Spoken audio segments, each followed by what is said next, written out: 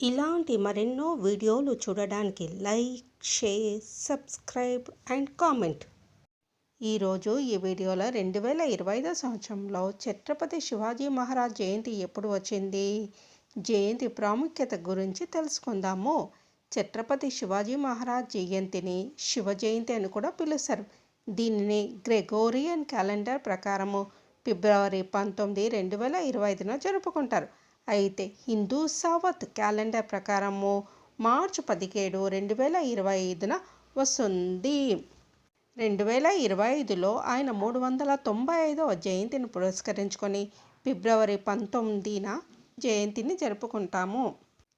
పూణే నుండి దాదాపు 100 మైళ్ళ దూరంలో ఉన్న రాయ్గఢ్లో 1869 శివాజీ మహారాజ్ సమాధిని కనుగొన్న తర్వాత 1870లో శివాజీ జయంతి కార్యక్రమాన్ని మొట్టమొదటగా ప్రారంభించిన వ్యక్తి మహాత్మా జ్యోతిరావు పూలే. తర్వాత ఈ వేడుకలను 1894లో బాల గంగాధర్ తిలక్ ముందుకు తీసుకువెళ్లారు.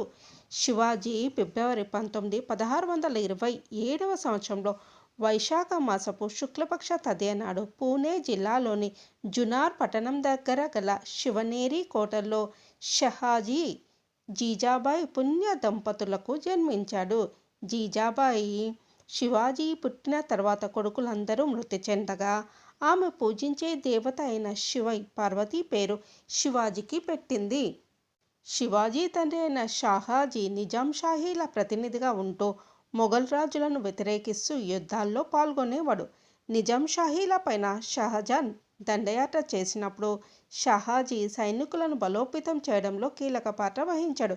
తన ఆదేశాలను ధిక్కరించినందుకు లఖూజీ జాదవ్రావ్ అనే మరాఠా యోధుని నిజాం షాహీ ప్రభు హత్య చేయించాడు.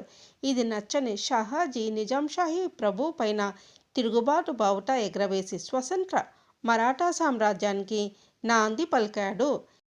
ఛత్రపతి శివాజీ మహారాజ్ తన ఆస్థానంలో మరియు పరిపాలనలో ఆనాటి ప్రామాణిక భాష అయిన పర్షియన్ కంటే మరాఠీ మరియు సంస్కృతం వంటి ప్రాంతీయ భాషల వాడకాన్ని ప్రోత్సహించాడు.